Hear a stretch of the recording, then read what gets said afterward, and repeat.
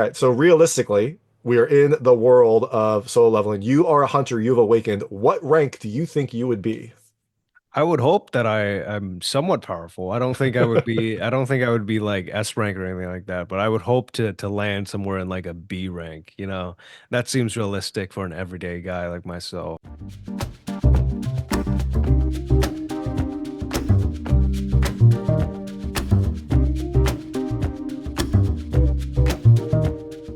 Hey everyone, it's David Stark from Watcher Pass. Today I'm talking to Alec Lee about Solo Leveling ReAwakening, which is releasing in IMAX theaters on December 4th, 2024, and then general theaters on December 6th, 2024.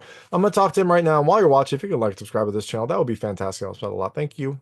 Awesome. All right. So thanks so much for joining me today. I've got Alex Lee talking about Solo Leveling ReAwakening, which is coming to theaters on December 4th, 2024. It's coming to IMAX first and then regular theaters on December 6th, 2024. It is a kind of bridge movie between the two seasons. It has a 1 hour like summary of what happened in the first season and then the first two episodes of the second season. So if you're a Solo Leveling fan, you're going to want to check it out because you can see them a couple months early. I am very excited to talk to you and hear more about Jinwoo's story. So thanks so much for joining me. Yeah, thanks for having me on here. Of course, and I love it. I mean, this is some of the best voice audio for an interview I've done. So this is just perfect. I'm so excited. uh, so you're out promoting the movie, like getting the word out, letting people know about this film. I'm just curious though, with the way that this movie was set up, with the kind of the summary and then the first episodes, did you have to record any new audio for this movie? Did you have to tweak some of the lines from the first season, or did you have some additional content that you recorded for specifically for the movie? Yeah, actually, the movie changes, at least in terms of the summary. It changes a few cuts here and there. Very minor, but when the scenes are so compressed together, because we take each scene so we put a lot of work into making it work for the moment. Sometimes when you just bridge the gap together, such a sudden jump that we weren't really happy with just letting it be like that. So we did come back in and we did redo a few lines so that would fit this version of the story a tiny bit better. But ultimately, there was only like three or four scenes that we had to do that, just bridge that gap between each dramatic cut. But yeah, we did have to do that, and I think it works really well for this version of the film. But it was really fun to revisit those scenes as well. Yeah, for sure. I mean, I assume that you recorded those lines after you recorded the voiceover for season two. Maybe you didn't. Maybe it was a nice, refresher for you to like remind you of the journey that you had been on. Oh yeah, absolutely. I mean, it just sometimes we do it before, sometimes we do it after. It really just depends on when our materials are ready and stuff like that. But yeah, I think everybody on the production team rewatched some moments from the first season just so we can get our heads back into the space of this character. Yeah, definitely. Now, were there any other special features? Like, I don't know if you do commentary or things like that that you all recorded for the movie, or is that kind of maybe something in the future that we can't announce yet?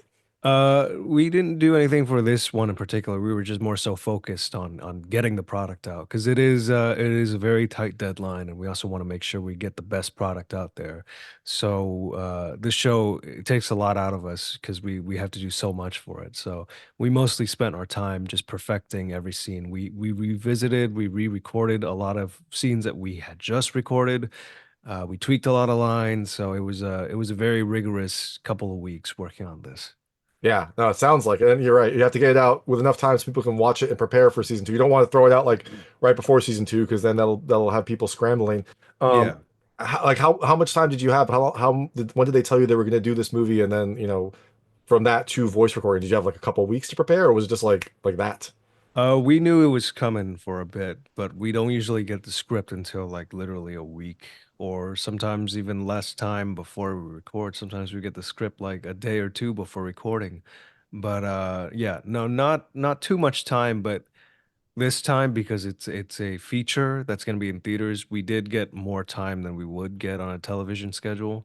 So that was nice to have the ability to come back in because like 2 weeks after we recorded, if there was stuff that we were unhappy with, we could still be like, hey, let's go fix it before it gets sent to mix and finalize and all that stuff. So it was a little bit more comfortable than recording the weekly show. Yeah, for sure. Now, did you have to do anything to get back into the character of Jinwoo, especially, back into, some of his character from the first season that might have happened years ago? Like, did you have to like refresh yourself, or did you, I don't know, do you have like some sort of special outfit that you wear when you record as Jinwoo? No, I'm very relaxed with my wardrobe. I like to keep it comfy, but it wasn't too hard to get back into the space because Jinu is at a point in his character where he's pretty comfortable. He's sitting at a pretty comfortable place for me to approach because it's not too hard to do. His voice is pretty relaxed. It's pretty natural. It's more so about nailing those scenes where he gets like really serious in battle or where he gets very commanding with his new powers. That's when we really have to lock in. But for the most part, in his day to day, it's pretty. It's a lot more easygoing than the tasks that we had to tackle in the first season. Yeah, no, definitely. I like the, the difference in his character this season versus last season. He is a little, much more confident, much more cocky. So, do you have like, I don't know. I was wondering, are you wearing like black clothes when you're talking to him? Because he's a little bit darker now because I he mean, has. I do have a lot of black wardrobe that I wear a lot. So yeah, sometimes I bring out my black hoodie here and there because it's comfy, you know. But his character has changed a lot. I think he's in the first season he was grappling with his powers and how to use them and who he's becoming as a person. So even though he was starting to be a little bit cocky and confident in the first season, you could see that he was a little bit arrogant as well about him and his abilities. But now that his battle intelligence has gone up, he's also becoming more aware of his own flaws and his own weaknesses. So you can hear him, even though he's cocky when he's fighting his enemies, you can also hear him being very calculated and purposeful with all of his moves as well. So I think that's a really cool change that we're implementing here. Yeah, no, for sure. Like I love that, in the first season, like you say, he's kind of grappling with this power and like he doesn't really know exactly how to gauge it because he Mm. doesn't fall into the traditional ranks.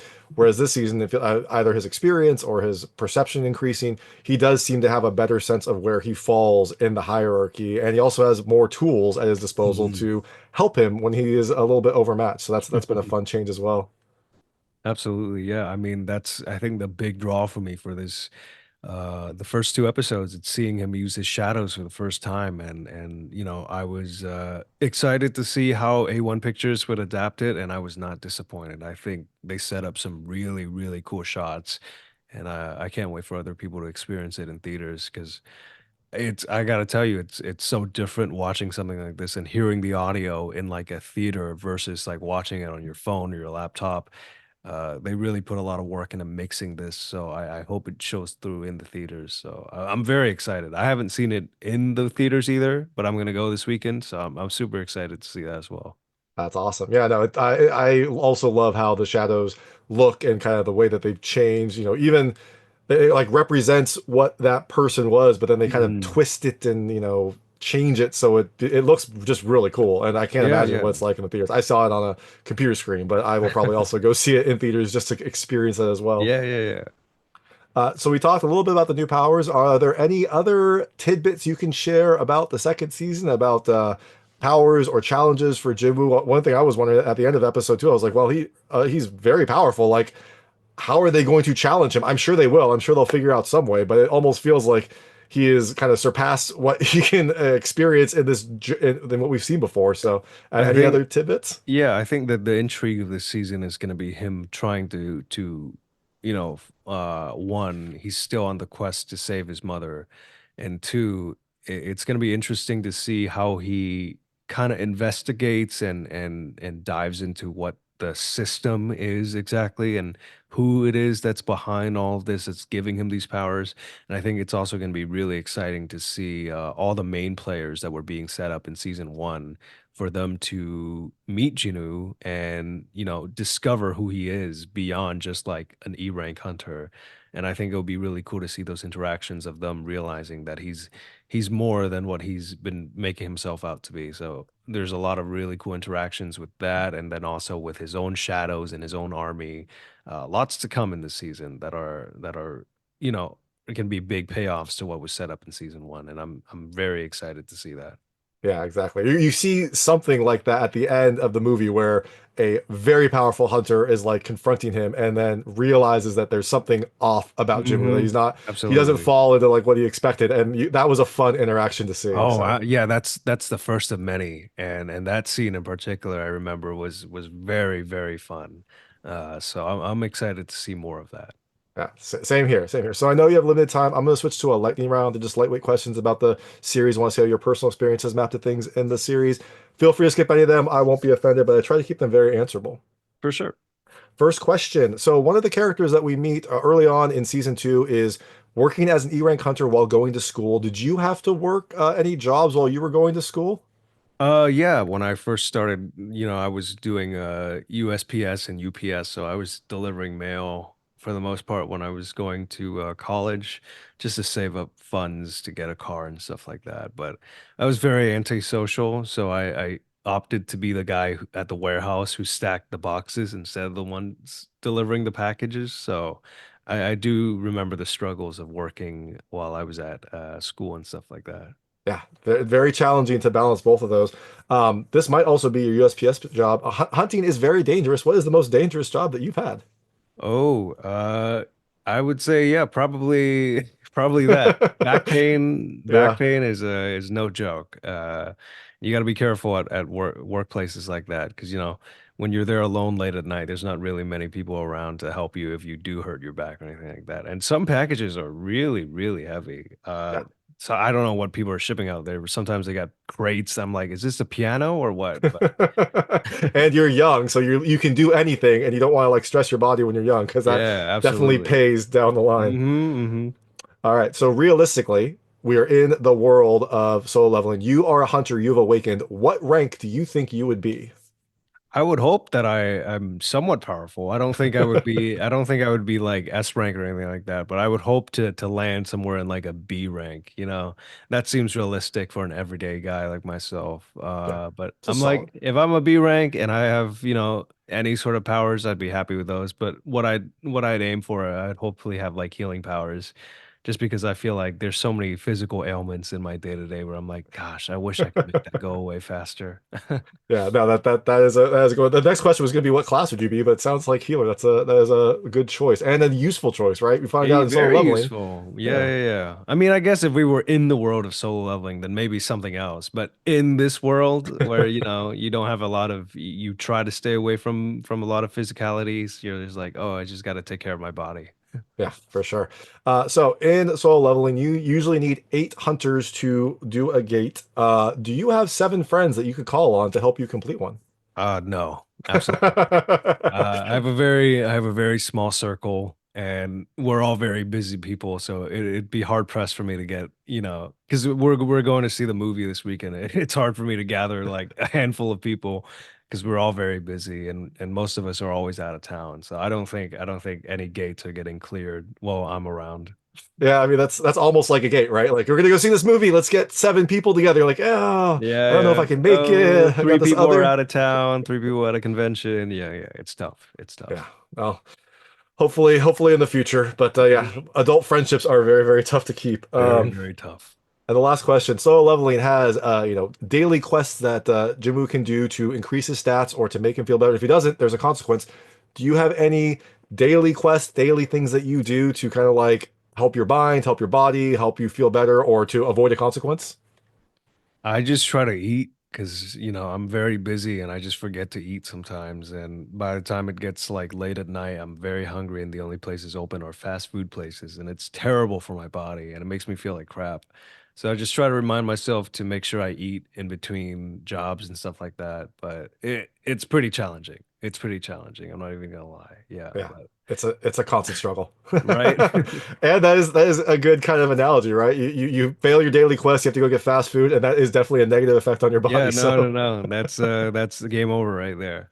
that's perfect. So the film is coming to IMAX theaters on December 4th, 2024, and then regular theaters on December 6th, 2024. You are out promoting it, getting the word out. But after people see you in solo leveling, reawakening, what can they look next for you other than season 2 of solo leveling coming in January? Is there anything else on the horizon that you're working on? Yeah, I'm on a show called Don that's also airing at the same time, and that's gonna be exciting as well. But other than that, I can't say anything about anything else for now, and I'm sure people will find out when they find out. That sounds good. Yeah, but two very good anime series coming at the same time, so you can check out Alex Lee in Solo Leveling Season 2 and Dandadan. But first, check him out in Solo Leveling ReAwakening coming to theaters on December 4th, 2024. Thank you so much for joining me. Yeah, thank you for having me. Take it Awesome. easy. And your cat had a brief cameo in this Oh too, so that was yeah, fun. she loves doing that. She loves doing that. That's awesome. All right. Thank you. Take care. Take it easy. That was Alec Lee talking about Solo Leveling ReAwakening, which is coming to IMAX theaters on December 4th, 2024, and then general theaters on December 6th, 2024. It is kind of a bridge episode between seasons one and seasons two. It has a summary of what happened in season one and then the first two episodes of season two. If you are a big Solo Leveling fan, you're not going to want to miss it because you can see the first two episodes of season two a couple months early. If you like this interview, please like and subscribe to this channel. It helps me out a lot. Make sure all my new content goes straight to you. Thank you.